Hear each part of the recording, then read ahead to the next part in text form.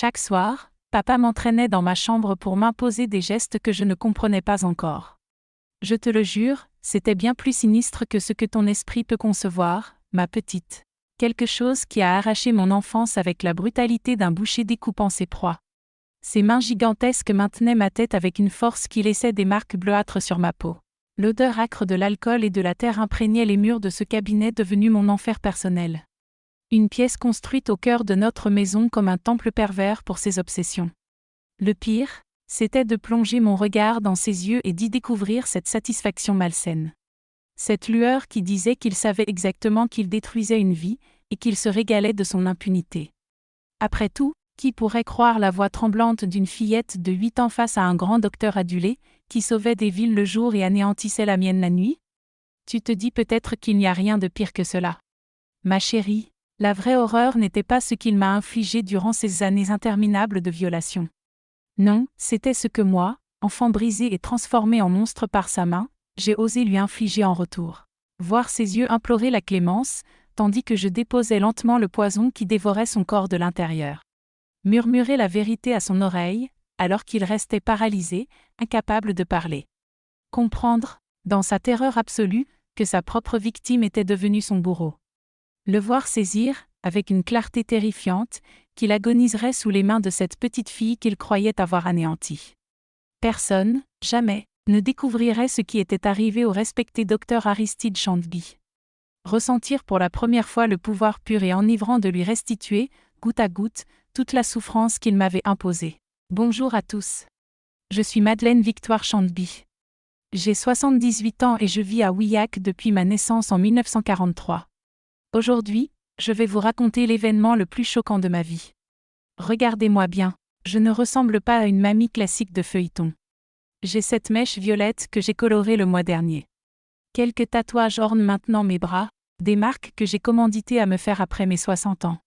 Regardez celui-ci, je l'ai gravé pour célébrer ma première décennie de liberté retrouvée. Et celui-là, je l'ai fait en atteignant mes 70 ans, jamais découverte. Chaque trace sur ma peau raconte un fragment de ma délivrance. Aujourd'hui, vous allez comprendre pourquoi j'ai dû me réinventer entièrement après ce que j'ai traversé. Je suis curieuse de savoir qui se cache derrière cet écran, qui m'écoute. Écrivez-moi dans les commentaires votre prénom et d'où vous observez cette vieille dame qui a choisi de briser les conventions après 60 ans. J'aime imaginer que vous sirotez un café en m'écoutant. Ai-je raison? Alors prenez votre café et préparez votre cœur, car ce que je vais raconter va ébranler vos certitudes sur la justice et la survie. Ce qui m'est arrivé n'est pas une histoire que l'on partage en famille. Ce n'est pas une anecdote que l'on raconte en buvant le thé avec des amis. C'est quelque chose que l'on enferme à double tour, que l'on enterre au plus profond de soi. J'ai porté ce secret pendant plus de 60 ans. Mais le mois dernier, face à un diagnostic inattendu, j'ai décidé qu'il était temps de parler. Peut-être que mon récit aidera d'autres femmes à comprendre que survivre signifie parfois accomplir des actes que personne ne pourrait approuver, des actes qui, dans d'autres circonstances, paraîtraient impensables. Vous me regardez aujourd'hui et vous voyez une femme différente, un appartement rempli d'art, une vie apparemment accomplie. Mais derrière ces murs ornés de mes tableaux, derrière ces tatouages que j'ai fait vieillir avec moi, se cache une histoire commencée dans la terreur la plus profonde. Une histoire sur une jeune fille de 15 ans, désespérée et piégée, qui prit une décision destinée à changer sa vie à jamais. Peut-être, si vous aviez été à ma place à cette époque, vous auriez agi de la même manière. Ou peut-être pas. Peut-être auriez-vous été meilleur que moi, ou peut-être seriez-vous simplement mort. Je suis née en 1943, en plein régime de Vichy, dans une famille qui, vue de l'extérieur, représentait l'image parfaite de la haute société. Mon père, le docteur Aristide Chantby, était un médecin très respecté, spécialiste des maladies respiratoires, formé à Paris. Il est revenu à Willac chargé de diplômes, parlant 3 langues, avec l'assurance de quelqu'un ayant étudié dans la capitale. C'était un homme séduisant, grand, toujours vêtu de costumes impeccables. Les cheveux tirés en arrière avec de la brillantine, un parfum luxueux qui faisait soupirer les infirmières à son passage. Tout le monde dans la société Oerna connaissait le docteur Chantby. Il soignait même le préfet, figurez-vous. Ma mère, jeune veuve Chantby, était pianiste, capable de jouer Chopin les yeux fermés. Une femme douée qui avait abandonné sa carrière, comme beaucoup à l'époque, pour devenir épouse et mère. Elle rencontra mon père lors d'un récital à Aurillac. Il fut charmé, la courtisa selon toutes les règles, et elle, fascinée par cet homme élégant, quitta la scène en se mariant. Elle devint l'épouse parfaite, recevoir, organiser des dîners, sourire sur les photos. Pourtant, parfois, quand elle croyait être seule, elle jouait avec une telle mélancolie que la musique semblait pleurer. Notre maison dans le quartier Saint-Simon était une ancienne demeure bourgeoise avec un jardin à l'avant et une cour à l'arrière. Un cabinet attenant servait à mon père pour certains patients particuliers. C'était une belle maison. À l'angle d'une rue, grande fenêtre, terrasse à l'avant, mobilier importé de Paris. Nous avions 3 domestiques, Francine à la cuisine, Colette pour le ménage et Josette qui veillait sur moi. Nous incarnions ce qu'on appelait une famille, comme il faut. Papa était membre du cercle des officiers. Ma mère fréquentait les événements caritatifs de l'été. Moi, j'étudiais au pensionnat des Ursulines, comme toute jeune fille de bonne famille de l'époque. Dans les photos que je conserve encore, nous sommes cette famille parfaite. Papa en costume impeccable, ma mère dans ses robes élégantes, et moi avec des rubans dans les cheveux, des chaussettes blanches et des souliers vernis. J'ai une photo de cette période que je garde précieusement. Non pas pour rappeler des moments heureux, car ils n'étaient pas bons, mais pour ne jamais oublier à quel point les apparences peuvent tromper. Sur cette photo, nous sourions tous les 3 devant la maison, papa posant la main sur mon épaule. Il semblait dire « Quelle belle famille, quelle chance pour cette petite fille d'avoir un père si attentionné ». Personne n'aurait imaginé ce qui se jouait derrière ces sourires, derrière cette façade parfaite. Personne ne soupçonnerait jamais. Les premiers signes que quelque chose n'allait pas apparurent quand j'avais environ 8 ans. Papa avait toujours montré un intérêt, disons excessif, pour mon développement physique.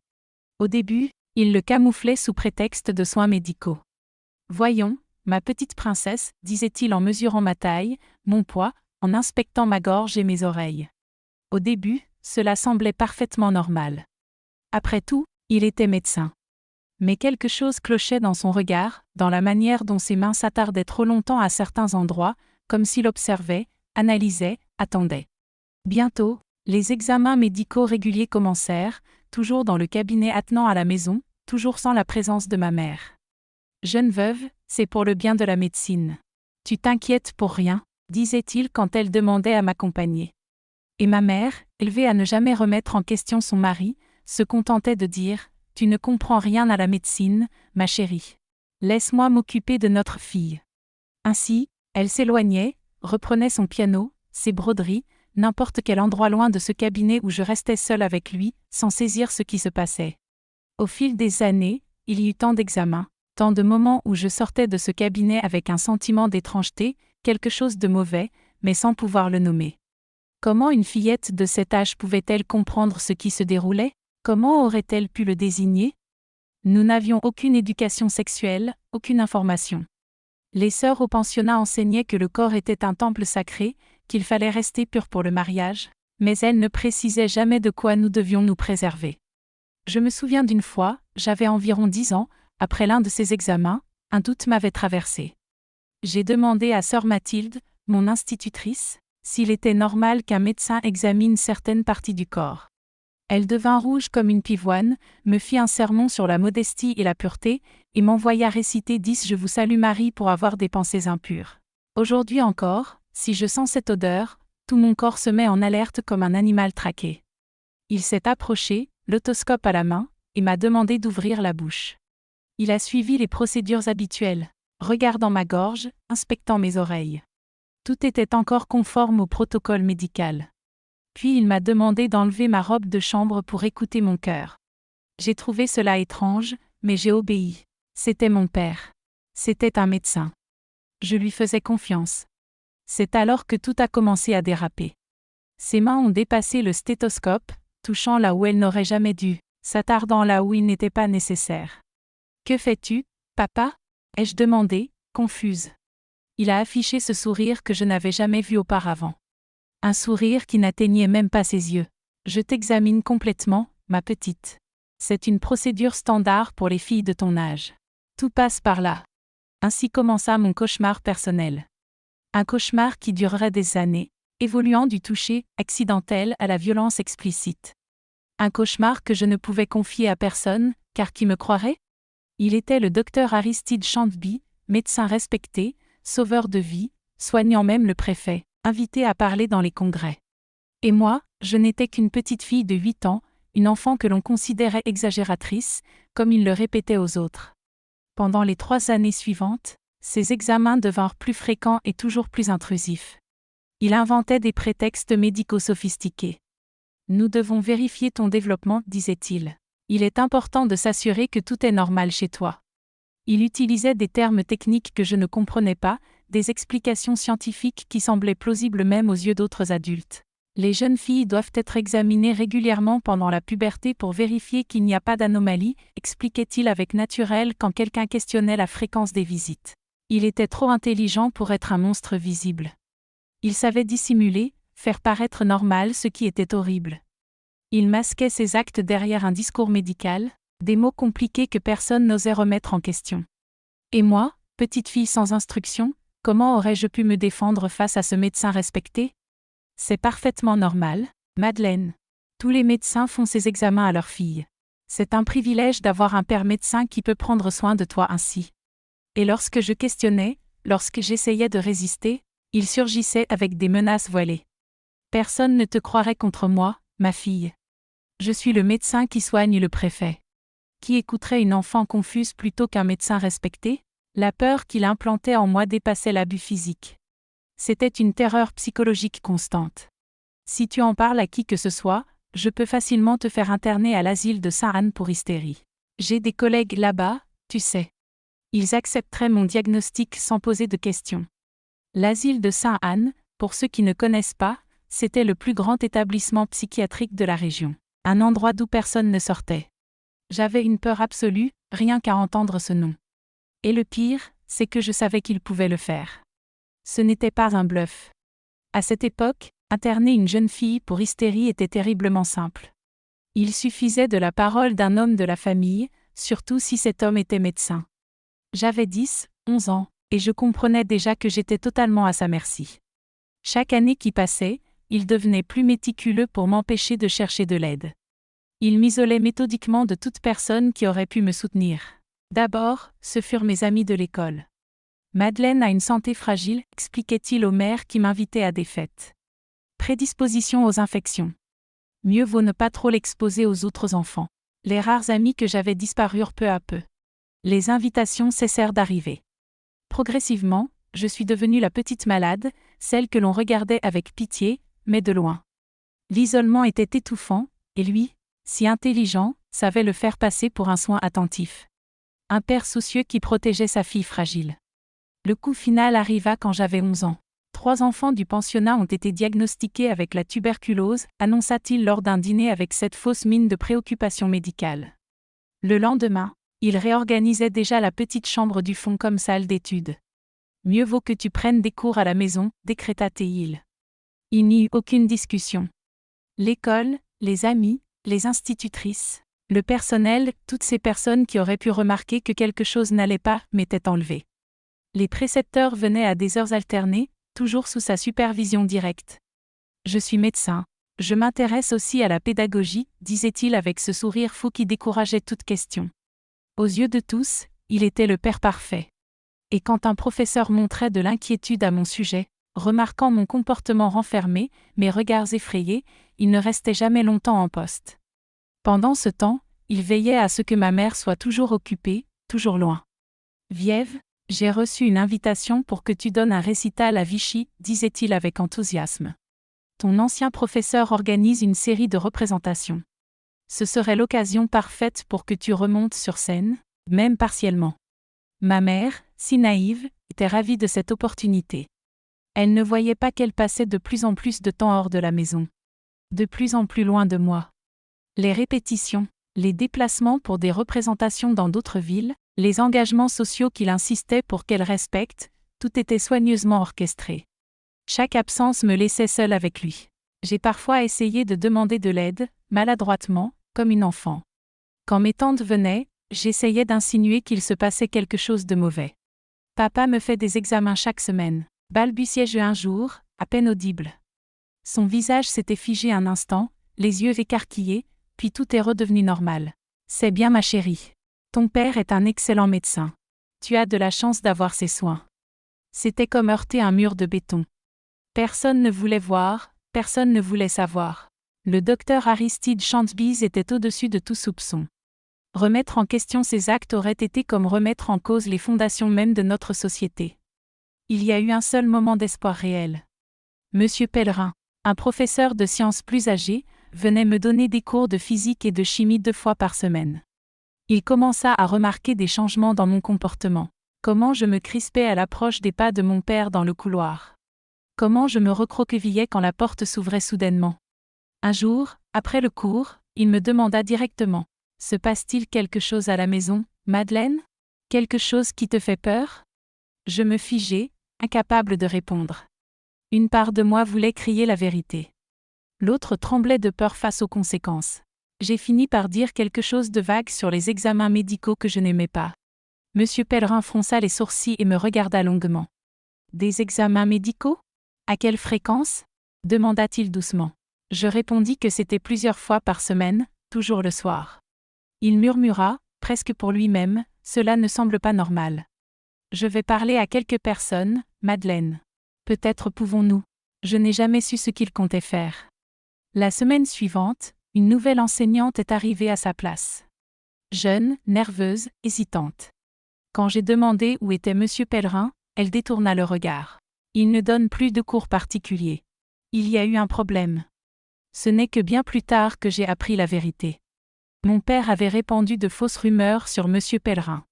Accusations inventées, mais dévastatrices pour un enseignant à cette époque.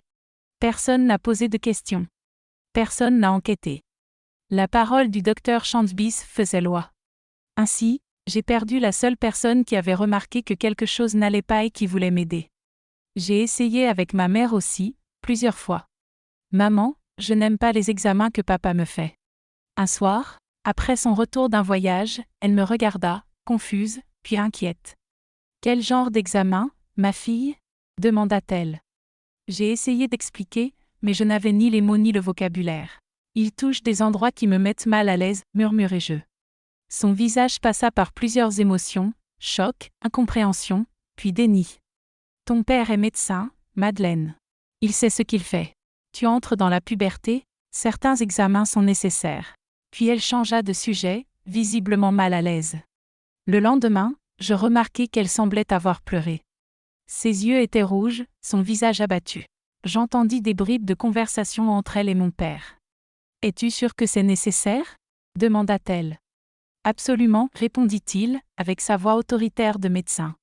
Si tu doutes de mon jugement professionnel, je peux te montrer les livres de médecine, t'expliquer les procédures. » Après cela, elle n'en parla plus jamais. Au lieu de cela, elle me donna des comprimés qu'il avait prescrits. Pour la nervosité, expliqua-t-elle. Maintenant, je sais ce que c'était vraiment. Il me rendait léthargique, confuse, facile à contrôler, difficile à résister. À 14 ans, j'avais touché le fond.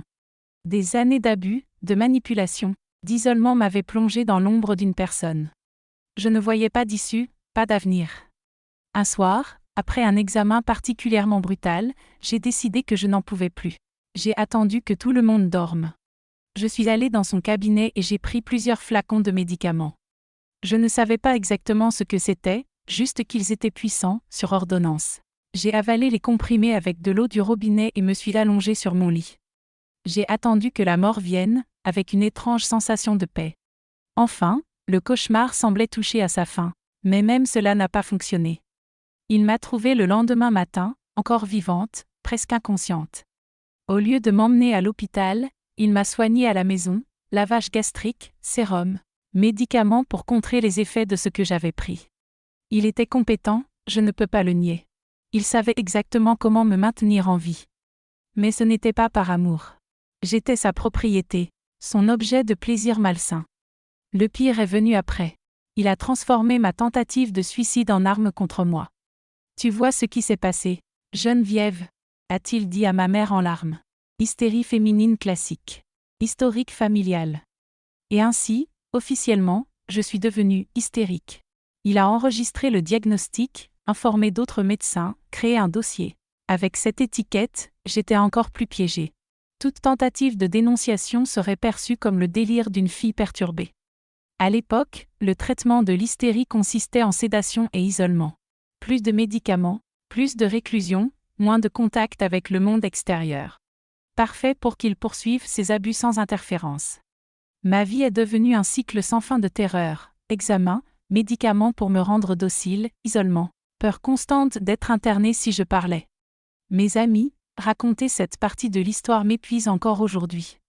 Si vous pensez qu'il est important que des femmes comme moi partagent ces vérités douloureuses, vous pouvez soutenir la chaîne Sagesse de Mamie. Il y a un petit bouton juste en dessous marqué Merci.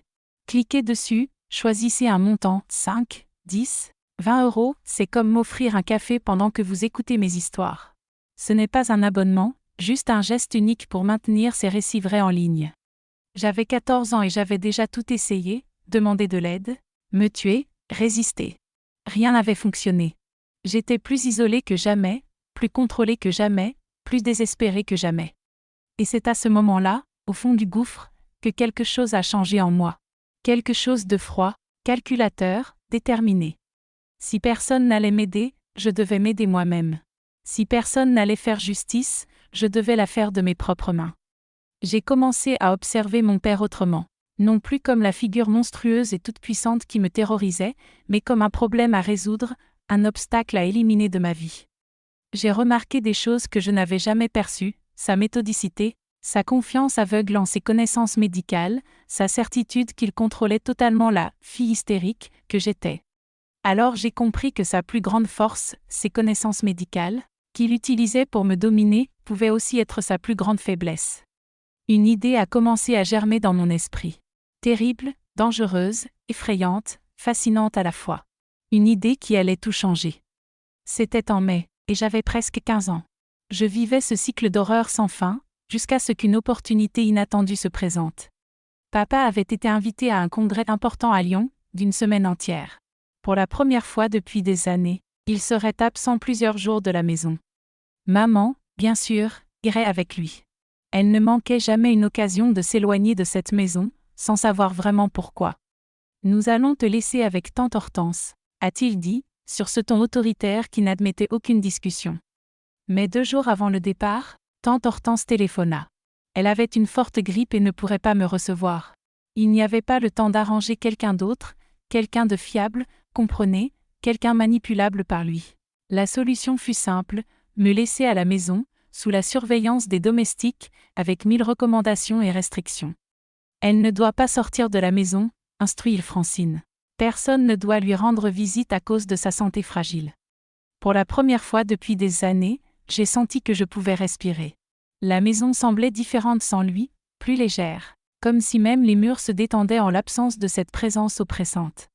C'est alors que je pris le courage de faire ce que j'avais toujours voulu faire, mais n'avais jamais osé, entrer dans sa bibliothèque médicale privée.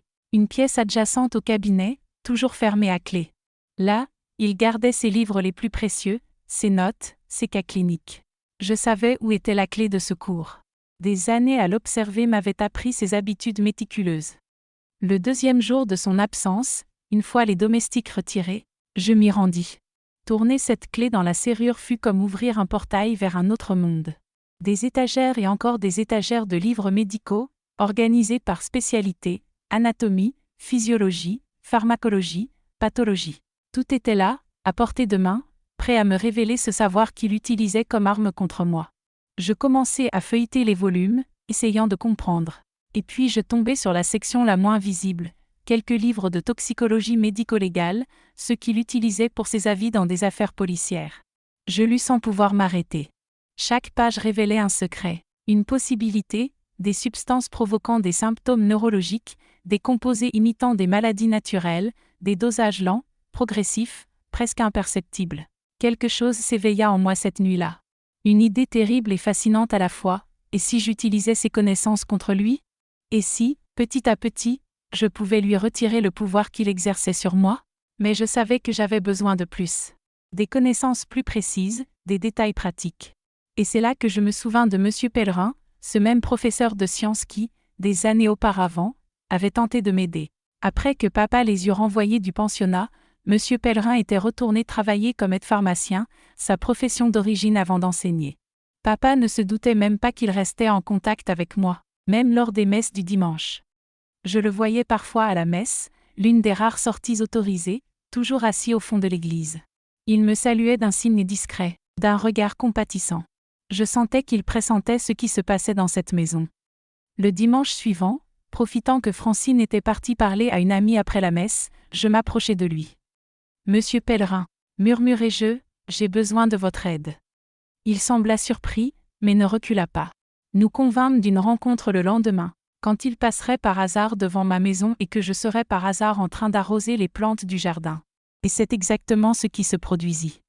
Durant cette brève conversation, 15 minutes à peine, j'expliquai que je voulais apprendre la pharmacologie, comprendre les médicaments que mon père utilisait, et je mentis.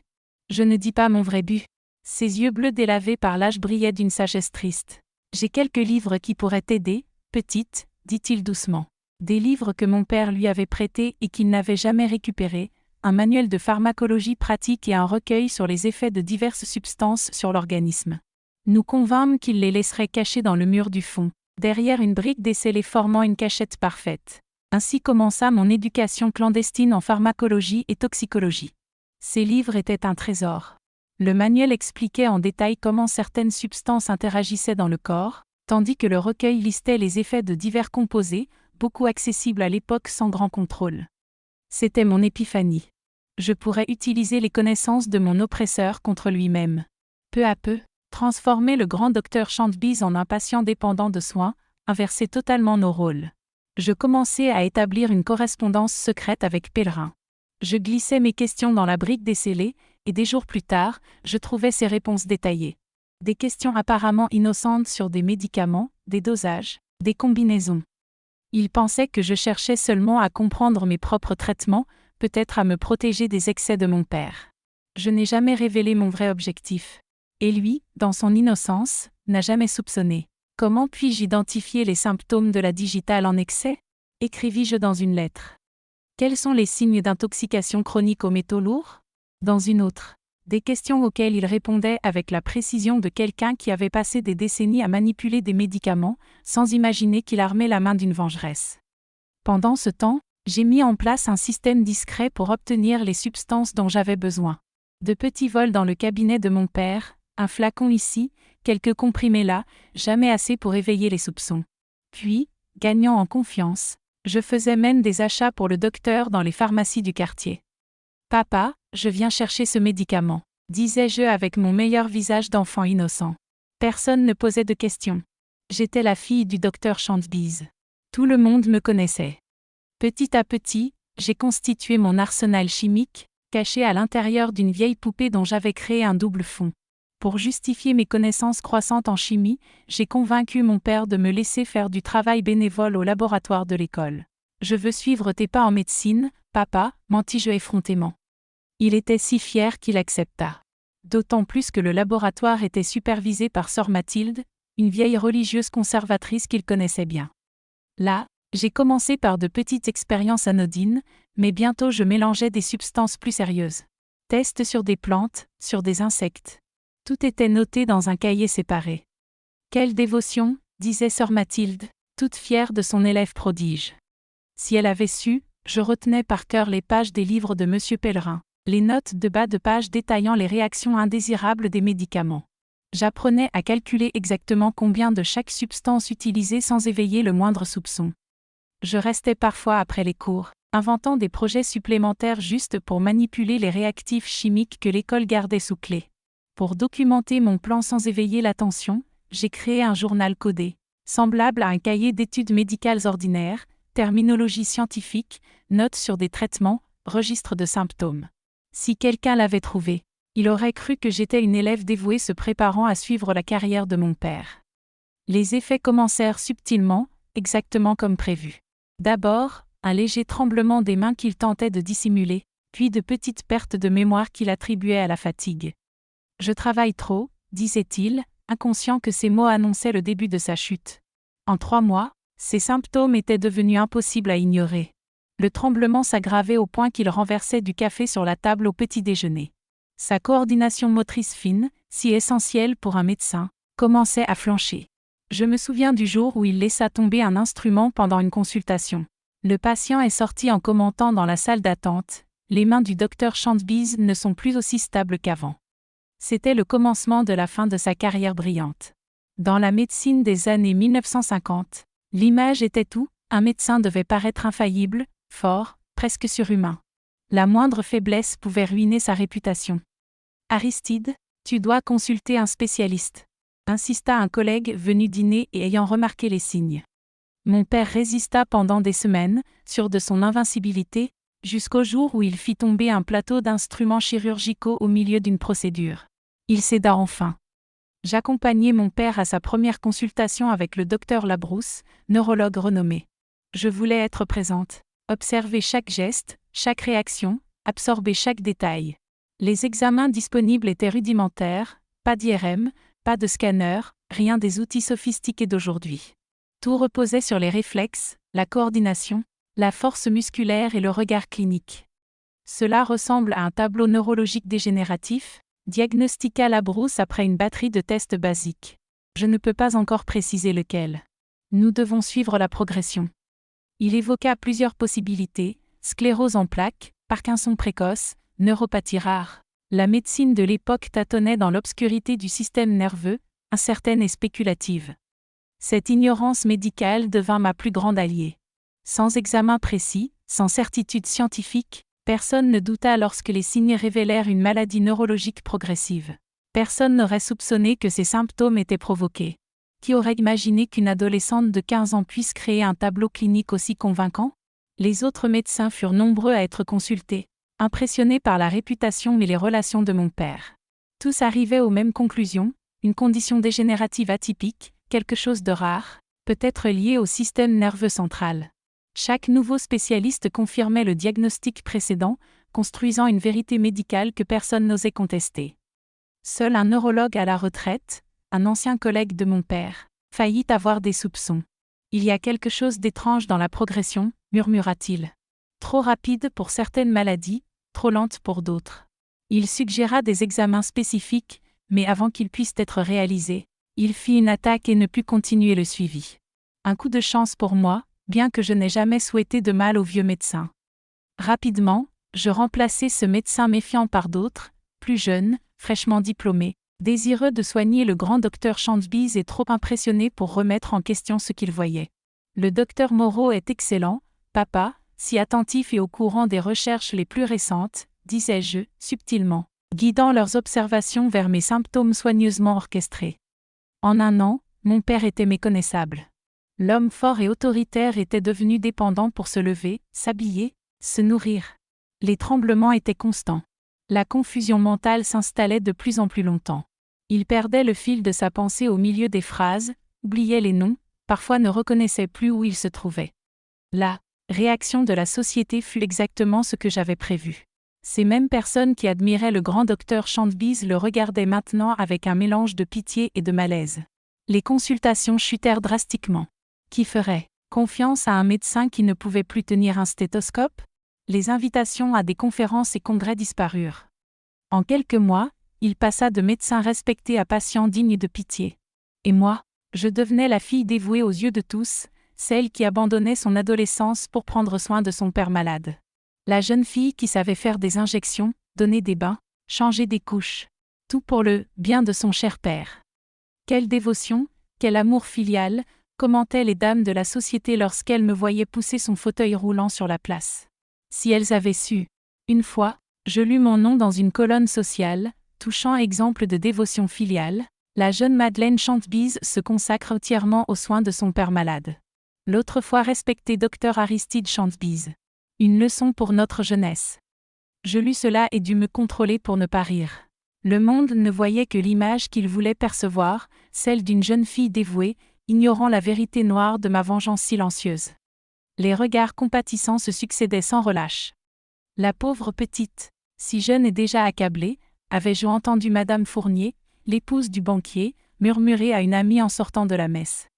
Une fille si jolie qui pourrait profiter de la vie, sortir avec des garçons, aller à des fêtes, gaspillant son temps à s'occuper d'un invalide. Ces remarques qui auraient dû me contrarier nourrissaient en réalité mon sentiment de puissance retrouvée. Chaque regard de pitié confirmait mon plan, La renversement des rôles que j'avais minutieusement orchestré. La partie la plus cruelle de cette ironie résidait dans le fait que j'avais désormais un contrôle total sur son corps, ce même corps qui m'avait servi de prison et de proie pendant tant d'années. Les moments de soins devenaient ma revanche silencieuse. Quand je le baignais, je veillais à être légèrement brusque, laissant l'eau un peu trop froide. « Désolé papa, je suis maladroite », disais-je avec douceur feinte alors qu'il se recroquevillait, cherchant un confort absent. À l'heure du repas, je prenais mon temps, le laissant attendre, la bouche entr'ouverte. « Patience, papa, j'apprends encore », murmurais-je pendant qu'il gémissait de frustration, incapable de se nourrir seul. Une petite cruauté, certes, mais dérisoire face à ce qu'il m'avait infligé. Dans ces moments de lucidité, car son état oscillait, certains jours étaient meilleurs que d'autres, je profitais pour murmurer à son oreille, juste nous deux dans la chambre, expliquant ce qui se déroulait. « Sais-tu pourquoi tu es ainsi, papa ? Sais-tu qui t'a conduit ici ?» demandai-je doucement en réajustant ses oreillers. Ses yeux s'écarquillaient, passant de la surprise à l'incrédulité, puis à l'horreur lorsque la compréhension le frappait. C'était exact. C'était moi, ton hystérique, ta victime. Je te rends chaque nuit dans ce cabinet, chaque larme que j'ai versée. Il essayait de protester, de crier, mais sa voix restait étranglée, incompréhensible pour quiconque aurait pu entrer dans la chambre. Tu tentes d'appeler à l'aide, papa ? Personne ne te croira. Qui croirait qu'une fragile jeune fille comme moi puisse accomplir cela ? Parfois, des larmes silencieuses roulaient sur son visage prématurément vieilli. Je les essuyais avec une serviette, affichant toute la sollicitude qu'une fille dévouée montrerait. Ne sois pas triste, papa. Vois le bon côté, tu es entre les mains de ta propre fille. Quelle chance tu as, disais-je, feignant le réconfort. Pendant presque 3 ans, j'ai maintenu cette routine, ajustant progressivement les doses, surveillant les effets, modulant les mélanges pour qu'il souffre sans mourir. Sa douleur devait refléter la mienne, durer comme la mienne avait duré. Chaque jour m'apprenait davantage sur les médicaments, sur le corps humain, sur les interactions entre substances et leurs effets subtils. Mes connaissances en médecine rivalisaient déjà avec celles de nombreux étudiants de faculté. C'est en mars 1961, alors que mes 18 ans approchaient, que j'ai su qu'il était temps de refermer ce chapitre. Mon père était désormais totalement dépendant, cloué au lit, portant des couches, nourri par des sondes. Ma vengeance était accomplie. Aller plus loin aurait été une cruauté superflue, et je refusais de devenir comme lui. Je voulais me libérer non seulement de sa tyrannie, mais aussi du poids constant de cette rancune quotidienne. La dose finale avait été minutieusement calculée. Elle devait sembler naturelle. La conclusion attendue d'une maladie dégénérative à un stade avancé. Un arrêt cardiaque pendant le sommeil, provoqué par une combinaison spécifique que j'avais étudiée pendant des mois. Cette nuit-là, je lui ai administré son médicament comme à l'habitude. J'ai arrangé les couvertures, éteint la lumière et murmuré « Bonne nuit, papa. Dors bien ». Ces furent mes derniers mots pour lui. Le matin venu, lorsque j'ai pénétré dans sa chambre comme chaque jour, il était froid. J'ai appelé la bonne, hurlé au secours, joué à la perfection le rôle de la fille affligée. « Papa, papa, réveille-toi », criai-je, en sanglotant. Le médecin venu constater le décès ne parut pas étonné. C'était prévisible, au regard de l'évolution de sa maladie, expliqua-t-il avec cette compassion feinte que les praticiens savent si bien afficher. Le cœur a fini par céder. Il repose désormais en paix. Il signa le certificat sans la moindre hésitation. Cause du décès, arrêt cardiaque dû à des complications d'une maladie neurologique dégénérative. Si simple, si net. La médecine de l'époque, privée de moyens d'investigation approfondis, rendait la tâche facile. Les funérailles furent grandioses, comme il convenait à un médecin respecté. Collègues, anciens patients, toute la société était venue rendre hommage. Moi, vêtu de noir, la tête baissée, je recevais les condoléances, les embrassades et les paroles de réconfort. « Tu as été une fille exemplaire », me disait-on. « Ton père aurait été si fier de toi. » Je devais me retenir de sourire. S'ils avaient su la vérité. S'ils avaient su que c'était l'exécutrice qu'ils consolaient, pas la fille éplorée. Personne ne se doutait de rien, pas même ma mère. Lors de la veillée funèbre, elle pleura selon la coutume, mais je perçus un étrange soulagement dans son regard. Dans les jours qui suivirent, elle se remit à jouer du piano, des morceaux joyeux qu'elle n'avait pas touchés depuis des années. Elle commença à porter des vêtements colorés et à sortir davantage. Nous n'en avons jamais parlé, Mais je crois qu'au fond, elle aussi avait été prisonnière de lui, mais d'une autre manière. Lorsque, timidement, elle m'interrogea sur notre avenir, sa voix tremblait d'une liberté inédite. Avec sa disparition, je suis devenue l'héritière d'une fortune considérable. La maison, le cabinet, les investissements financiers, tout allait revenir sous mon contrôle, mais il y avait tout un enchevêtrement de contraintes légales. En 1961, une jeune femme célibataire de 18 ans ne pouvait pas simplement prendre les rênes de ses biens. Il fallait un tuteur, le plus souvent un parent masculin, pour superviser toute décision financière. C'est à ce moment que mon oncle Lucien, frère de ma mère et avocat, est intervenu. Il m'avait toujours observé avec une compréhension silencieuse, comme s'il devinait que quelque chose clochait dans cette maison, sans jamais intervenir directement. « Nous allons nous occuper de ton émancipation légale, Madeleine », m'a-t-il dit peu après les funérailles. « Tu as montré suffisamment de maturité en prenant soin de ton père toutes ces années. Tu mérites de décider de ton avenir. » Avec son soutien, j'ai obtenu l'émancipation par voie judiciaire. La procédure fut exigeante. Le juge posa de nombreuses questions et exigea des garanties que je ne dilapiderais pas l'héritage, mais mon historique de fille dévouée joua en ma faveur. En juin 1961, 3 mois après la mort de mon père, j'étais légalement reconnue capable de gérer mes propres biens. La première décision que je pris fut de vendre la maison. Je ne supportais plus de rester entre ces murs qui avaient été témoins de tant d'horreurs. Le cabinet suivit, avec tout l'équipement médical. Je voulais effacer chaque trace tangible de cette existence passée. Ma mère, désorientée après des années de soumission, ne savait comment gérer cette liberté soudaine. « Où allons-nous, ma fille ?» demandait-elle, le regard perdu. Je lui aménageai un appartement plus petit près de sa sœur et lui trouvai une dame de compagnie. « Tu iras bien, maman. Il te faudra réapprendre à vivre. » Mais la vérité était qu'elle ne s'en remit jamais complètement. Elle avait passé trop de temps à vivre dans l'ombre du docteur Chambé pour pouvoir se reconstruire pleinement. Quant à moi, je désirais la distance. Distance d'Aurillac, distance de la France, distance de tout ce qui me rappelait cette vie. Grâce au contact de mon oncle, j'obtins l'autorisation d'étudier en Italie, ce qui était presque inédit pour une jeune Française célibataire à l'époque. Je vais étudier l'art à Florence, annonçai-je. Bien sûr, il y eut de nombreux regards approbateurs, des commentaires sur une jeune fille de bonne famille voyageant seule, mais personne ne pouvait m'en empêcher.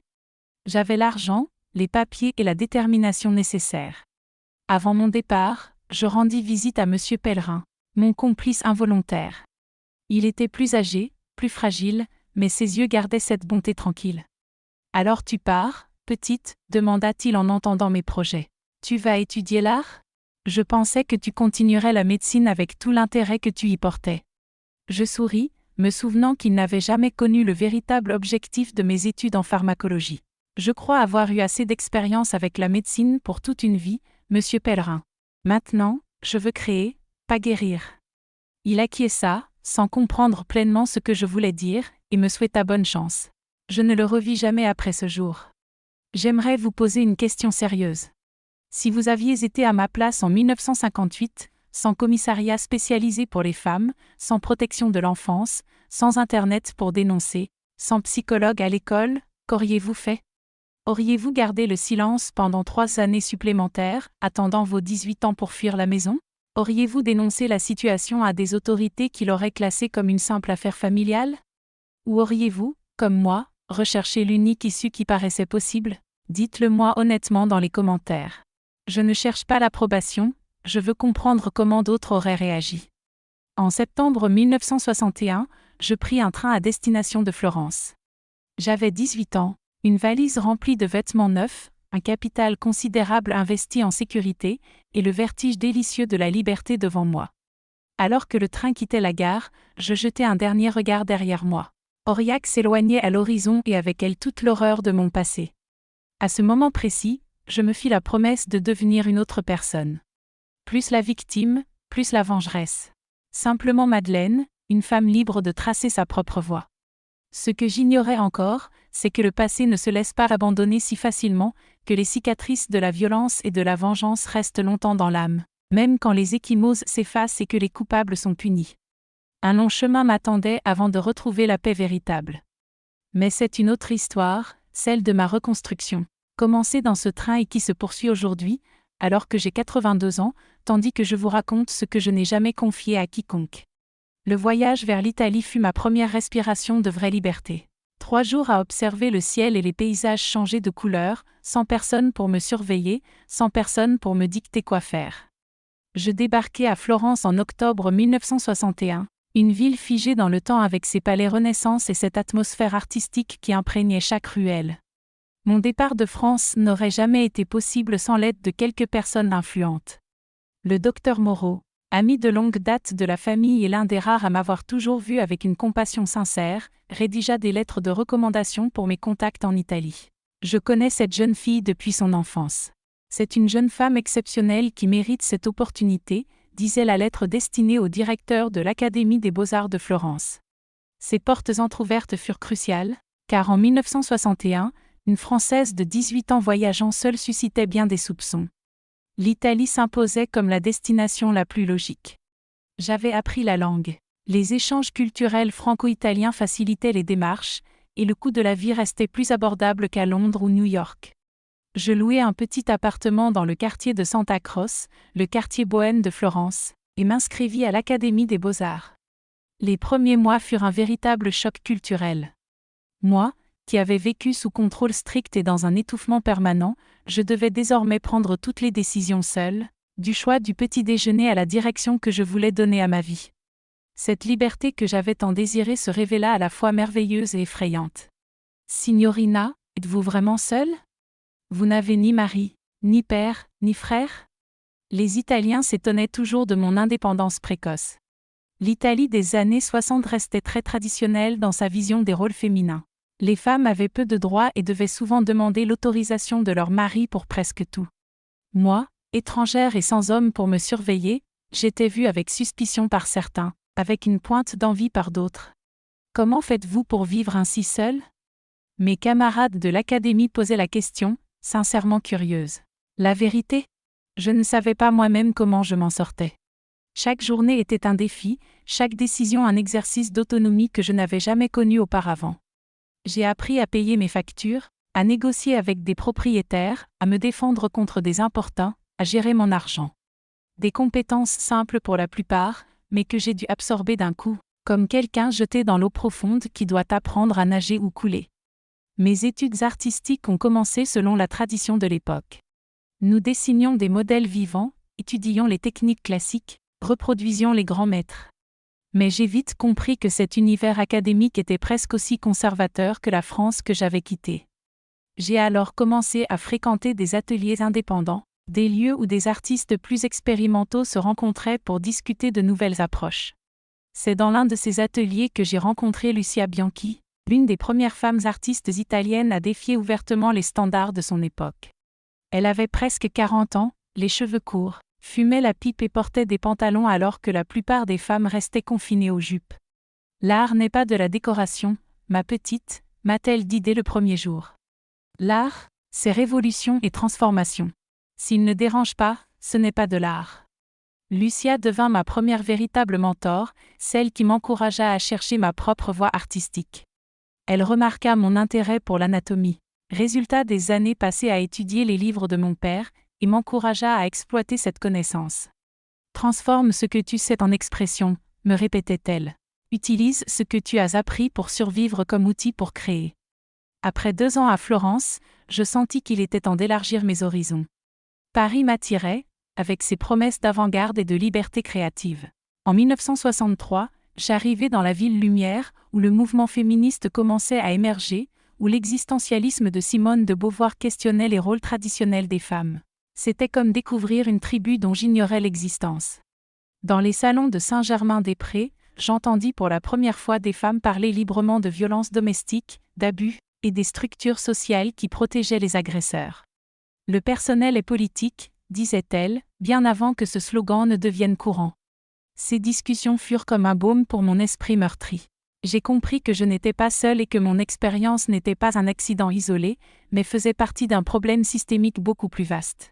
C'est dans cette atmosphère bouillonnante que mon style artistique commença à se dessiner. Mes premiers travaux sérieux mêlaient anatomie médicale et abstraction expressive. Je représentais des organes internes en décomposition, des systèmes nerveux tordus, des cellules malades qui se transformaient en motifs presque décoratifs. La critique était déconcertée. Trop scientifique pour les artistes classiques, trop artistique pour les scientifiques.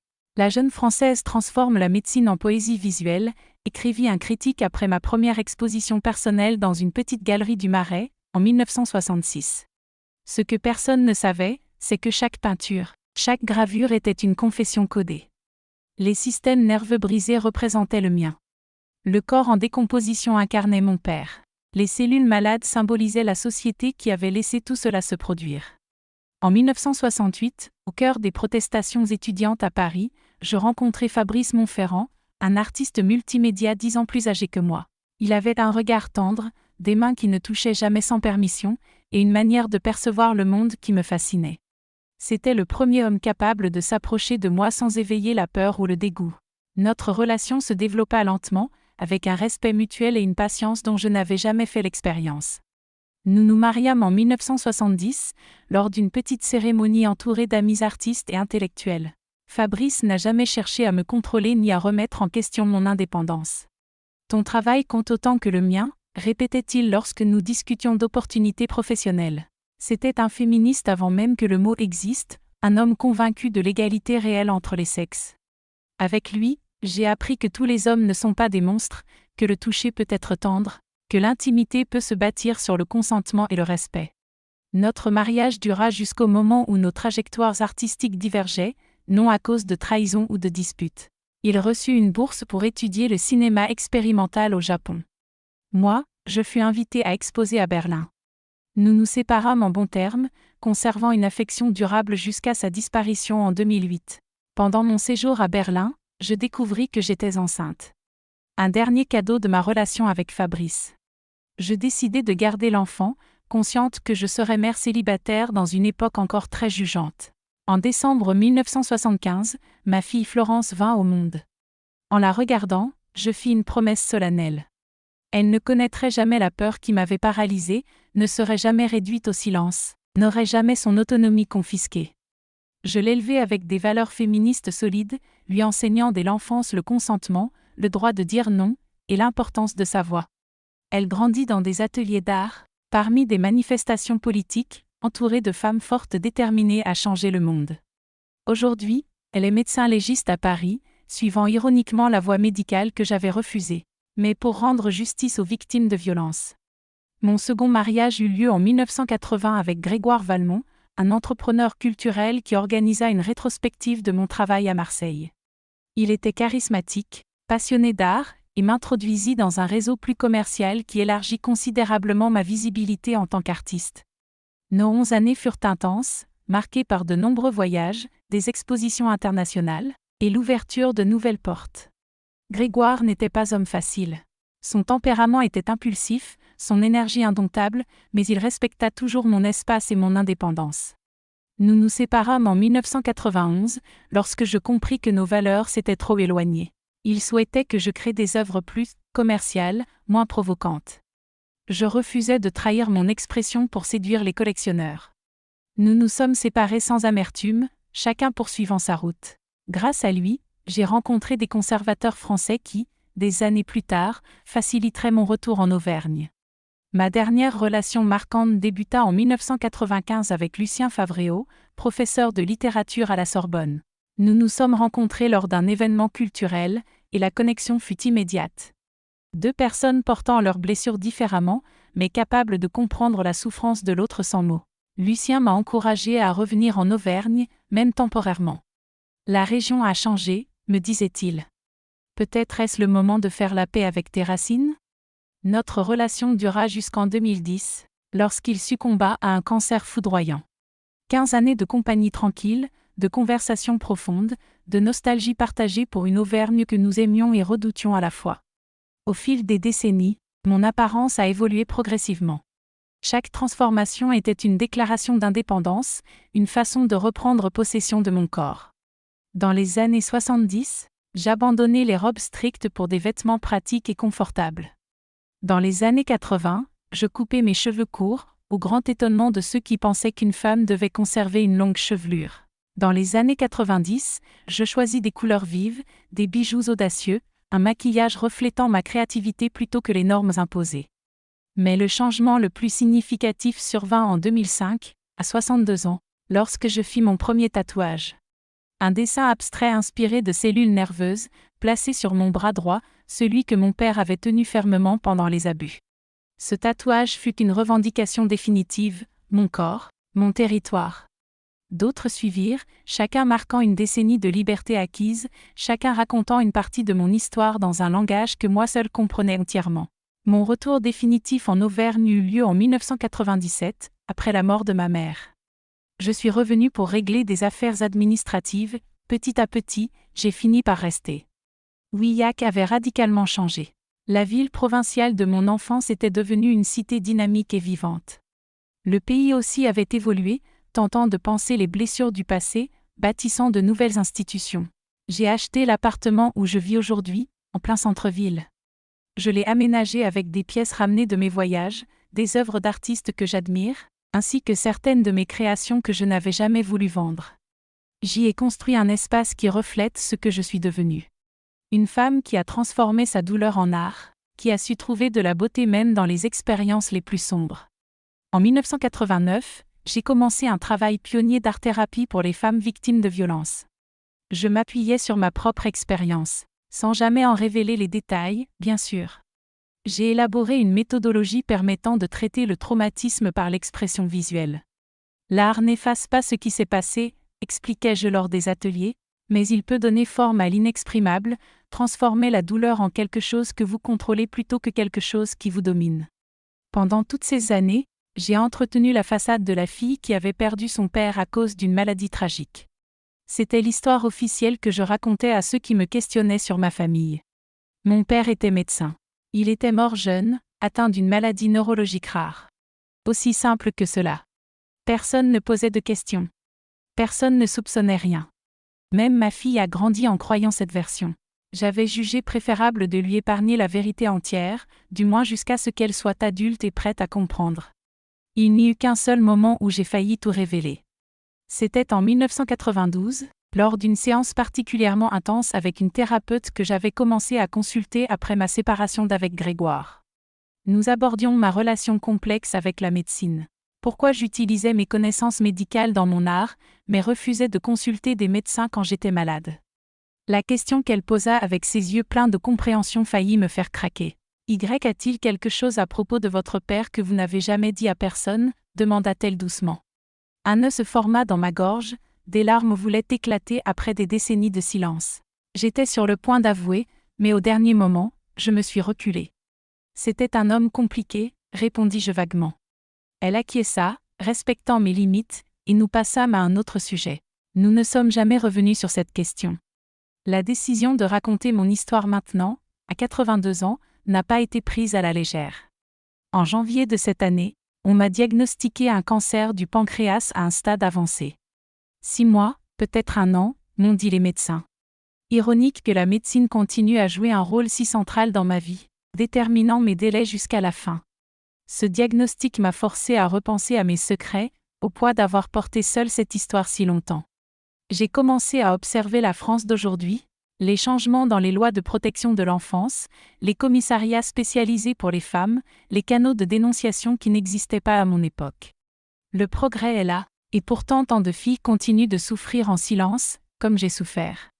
J'ai compris que mon histoire, aussi extrême qu'elle puisse paraître, pouvait aider d'autres femmes à réaliser que la survie prend parfois des formes inattendues. Que dans des situations de désespoir absolu, nous faisons ce que nous devons pour survivre, non comme modèle à suivre, mais comme reflet de ce que la société pousse certaines personnes à faire quand elles ferment toutes les portes légitimes d'échappatoire. Il y a 3 mois, j'ai d'abord raconté à ma fille. Florence a écouté en silence, des larmes coulant sur ses joues, tandis que je lui révélais la vérité sur le grand-père qu'elle n'a jamais connu, sur ce qu'il m'a fait, sur ce que je lui ai fait. Quand j'ai terminé, elle m'a serré dans ses bras longtemps. « Je comprends, maman », a-t-elle enfin dit. « Je ne peux pas juger ce que tu as fait. Personne ne le pourrait sans avoir vécu ce que tu as vécu. » C'est elle qui a suggéré que je rende mon histoire publique, d'une façon ou d'une autre. Il y a des femmes qui ont besoin d'entendre cela, maman, m'a-t-elle dit, pas les détails de la vengeance, mais le message, il est possible de survivre, de se reconstruire. de trouver le bonheur même après le pire. Mes enfants, après tant d'années à me raconter cette histoire à moi-même, il m'arrive parfois de ne plus savoir distinguer exactement ce qui s'est passé de ce que je me souviens. On recolle les fragments de mémoire, on les colore autrement avec le temps. Peut-être ai-je adouci certaines parties pour pouvoir vivre avec elles, d'autres peut-être les ai-je amplifiées. C'est ce qui arrive quand on mélange traumatisme et presque un siècle de vie, les souvenirs deviennent un peu artistiques. Et je l'avoue, en tant qu'artiste, je sais manipuler les récits pour susciter des émotions précises. Alors peut-être vous demandez-vous quelle part de cette histoire est strictement vraie, quelle part relève de la métaphore, de l'exagération artistique, de la licence poétique ? Peut-être ne le saurez-vous jamais avec certitude, et peut-être que ce n'est pas le plus important. Ce qui compte, ce sont les questions qu'elle soulève. Qu'est-ce que la justice quand le système échoue ? Que signifie survivre dans un monde qui n'offre pas de sortie légitime aux plus vulnérables ? L'art m'a permis de traiter mon traumatisme d'une façon que la justice formelle n'aurait jamais autorisée. Transformer ma douleur en image, en forme, en couleur. C'est ce qui m'a sauvé de l'amertume totale, de la haine dévorante. Chaque peinture, chaque sculpture, chaque gravure a été une confession, une catharsis, une transformation. Ce qui ne pouvait être dit en mots, je l'ai exprimé en lignes, textures et ombres. J'ai vécu assez longtemps pour voir la France changer radicalement au fil des décennies. J'ai vu le passage du régime de Vichy à la France d'après-guerre, mais 1968 et ses bouleversements, les avancées et les reculs des décennies suivantes. J'ai vu les femmes conquérir des droits fondamentaux, voter, travailler sans autorisation, divorcer, dénoncer la violence domestique. J'ai vu les enfants commencer à être traités comme des sujets de droit, non comme la propriété de leurs parents. Ces changements sont significatifs, sans aucun doute, mais encore insuffisants. Il y a encore des filles piégées dans des situations d'abus, sans voix, sans issue. Il y a encore des agresseurs protégés par leur statut social, par leur pouvoir. Il y a encore une société qui préfère ne pas voir, ne pas savoir, ne pas intervenir dans les affaires de famille. Le poids de porter un secret comme le mien toute une vie est immense. C'est un fardeau qui ne disparaît jamais complètement, même transformé en art, même utilisé en thérapie, même partagé avec des êtres chers. Il y a des nuits où je me réveille en sueur froide, revivant ces moments terribles dans le cabinet. Il y a des jours où je me demande si j'ai fait le bon choix, s'il n'y avait pas une autre voie. Mais il y a aussi un soulagement indescriptible à enfin raconter ma vérité, ou du moins une version de celle-ci, pour ôter ce poids de ma poitrine avant de quitter ce monde. Savoir que mon histoire, aussi troublante soit-elle, peut éclairer des réalités que nous préférons ignorer. Je m'appelle Madeleine Victoire Chantebise. J'ai 82 ans, et c'était l'histoire de ma vie, ou peut-être un récit sur la survie quand la justice fait défaut. Si vous voulez entendre plus d'histoires de femmes qui ont trouvé de la force là où il n'y avait que désespoir, et qui ont transformé la douleur en sagesse, abonnez-vous à la chaîne Sagesse de Mamie.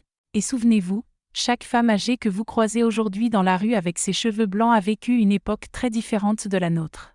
Elle a affronté des batailles que vous ne pouvez imaginer et porte peut-être des histoires qui vous feraient repenser tout ce que vous croyez savoir sur le courage.